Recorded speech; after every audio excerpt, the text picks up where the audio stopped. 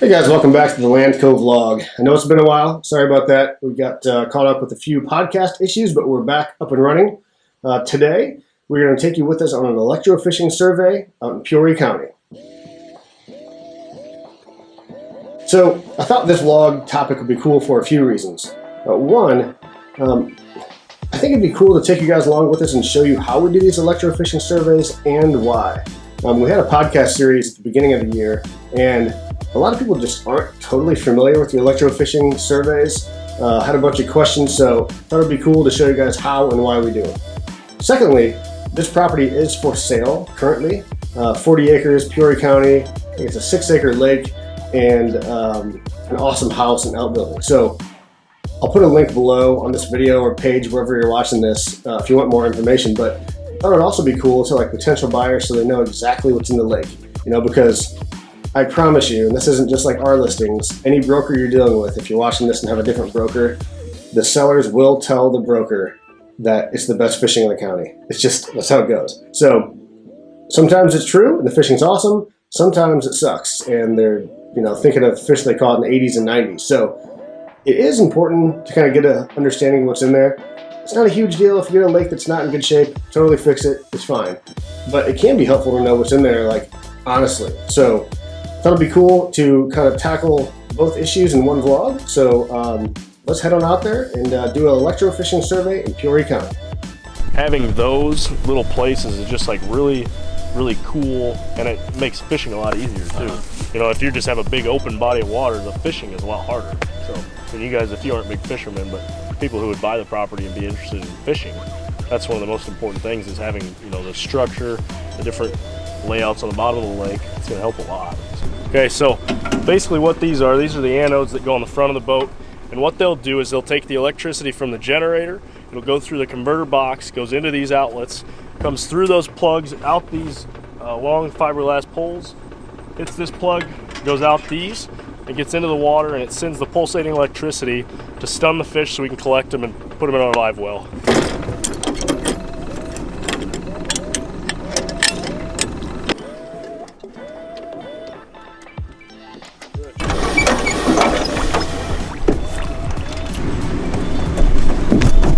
So with the power coming from the generator, we're able to match the wattage coming out to what the conductivity of the specific body of water is. And that is based on the temperature of the water and then the specific conductivity reading. All right, so the reason that we do this electrofishing in a full lake audit type of job is to figure out how to effectively manage a client's body of water. Because every lake is completely different, and there's so many aspects underneath the water that the human eye just never even sees. And so if you can get on the water, you can figure out the complex life cycles and just what's going on under the surface of the water. We can help you effectively manage it by stocking, harvesting, many different things. But we can specifically find out what that management plan needs to be for that body of water, rather than just an overall, idea of what you need to be doing. So the electrofishing allows us to collect the information, analyze it, and produce a report and a plan that will effectively manage your lake. This is a little different scenario because this lake is actually for sale. So really, we're not providing the information for the clients that are currently here. We're providing this information for people and future homeowners, future lake owners, that they can have this baseline information so that in the future they know how to manage this lake properly. So most of our fish are going to be dipped right in front of the anodes, and we're going to have to nose in and out of the shoreline in some good fishing cover, under structure, under docks, around trees. Focus on key fishing points, and then basically fish for them. So we'll go out and let's see if we can get some here.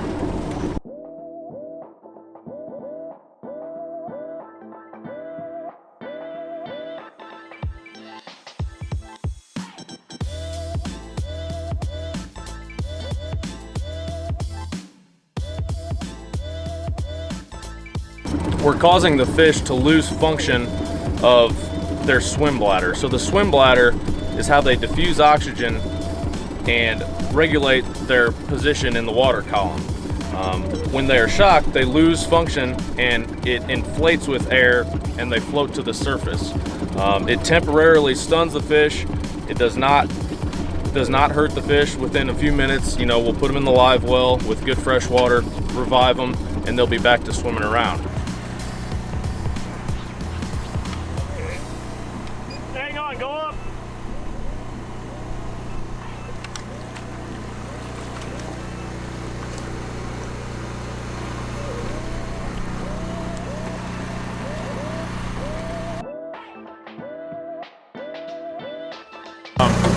A lot of people really, they only want to see the big fish, but what people don't realize is these fish are the future of this lake. So collecting these fish are extremely important. So this tells us a lot about the spawning, the recruitment, and the overall predator presence in this lake.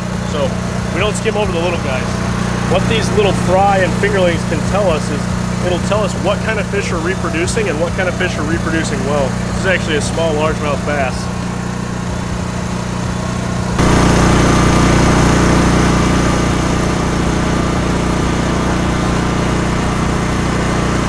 Everybody always wants to see.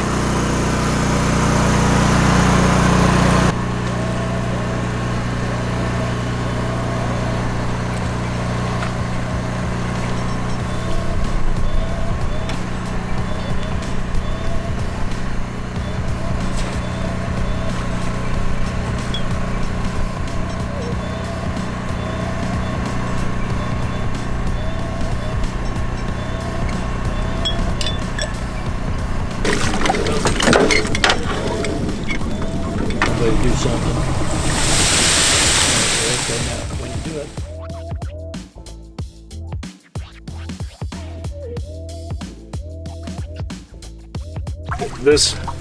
That's how you produce these fish, is by having a lot of these fish. And so this lake is set up to grow some just giant bluegill. The panfish are just doing phenomenally. And it's only, you know, harvesting a few bass or just turning it into an overall phenomenal fishing lake. But right now, this is like one of the best lakes in the area to take some kids, take anyone fishing, and you just catch just tons of fish. Like this tank is full of fish. I'll get you guys a net and you'll see. Literally, the thing is full of fish everywhere. Bluegill, bass, loaded. And that's a lot of fish.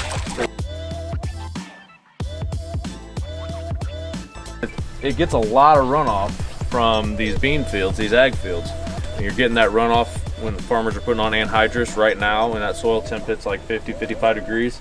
You can get a lot of nitrogen. So a lot of nitrogen equals nutrients, which grow algae, which grow the base of the food chain that supports this entire lake. So it has everything it needs to support that amount of biomass. You would not go to a lake, a strip mine lake, and see that biomass of fish in that short amount of time, a 30-minute run. But it's got good native plants. It's got sago pondweed. There's some valsinaria, some coontail, which is not native, but it's still beneficial. The water quality is great. And as you saw, we shocked a bunch of fish. It's absolutely a trophy bluegill lake. People would absolutely kill to have bluegill fishing like this. So we just finished up shocking this beautiful lake here in Peoria County. It's a gorgeous day out. The fish really responded well to the electrofishing survey. What we found, right off the bat, trophy bluegill. Very first fish we saw was about a 3/4 pound male bluegill. With a little bit of tweaking, this lake is going to be just all around great fishing. Right now it has a little bit heavy on the bass side, but with some selective harvest yearly, this lake could produce great bass as well as trophy bluegill. It's got a lot of fertility and it supports the food chain from the bottom up. If you look around the edges, it's got a really nice native cool season grass buffer that really helps slow down a lot of this sedimentation from the fields. Although that the runoff is still providing some nitrogen in the form of anhydrous ammonia, and that is contributing to a lot of the fertility of this lake. So it does support a large biomass of fish. There was, we had a tank full of fish with catch per unit efforts very high. So that's it, guys. Hope you enjoyed it. Hope you have a better understanding of why we do it and how we do it. Essentially, it gives us a tool to gather factual data so we know what we're dealing with. So once we know what we're dealing with, we can modify that to meet whatever our client's goal, or in this case, whatever the buyer would want. So very important. In this case, if you're interested in this property, I'll have that link below. You want a panfish lake, like a trophy panfish with giant bluegill, catch a bunch of bass, have fish fries, kid lake. Like, don't do anything, it's done. Just buy it and fish. If you want something different, like a trophy bass lake, like now we know what we're dealing with. We have healthy bass, just too many of them, so we'll have to take some out. But either way, now we know, and it's not just the fish. You find out more stuff about the lake during these surveys. So like, now we know the fertility. Now we know how much weed growth there is. We know stuff about like wind, like how much wind gets to the lake. We know about surrounding elements. This one has a bunch of prairie grasses around it, which is awesome. Like, it's filtering out a lot of that sedimentation that usually comes into a lake. We know all that stuff. So if you're buying it, it's cool to have that information. And we find out all of that through these electrofishing surveys. Hope you enjoyed this one, and we'll be back at you shortly with another one. Thanks for watching.